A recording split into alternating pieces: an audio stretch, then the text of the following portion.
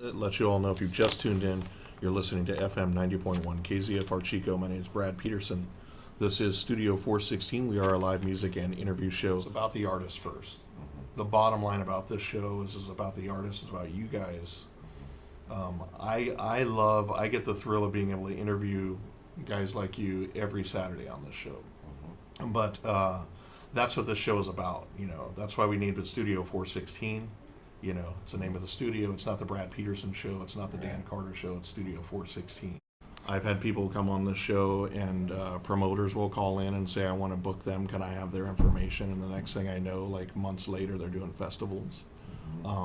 Incredible stuff like that. One day, I'd been trying to think of a name for the show. They said, name the show what you want and do the show, And so I had been thinking of all these names and trying to get really creative. And one day I came up to the front door to do the show like I had done every other day and every other Saturday. And went to unlock the door and I look up and I say 416. Like, that's it, Studio 416.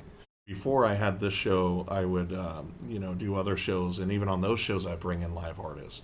So that's where I found my niche here at KZFR is I love bringing in live artists, because it's never enough for me if I hear like a good song on the radio, or if I hear a good song in a club or a live act or whatever, it's not enough for me to go, oh, hey, that's a cool song, and then move on. No, I want to know like who wrote it, what inspired them to write it. I want to know the whole freaking backstory. Yeah. And I assume that there's people out there that want the same thing, and that's what this show's about.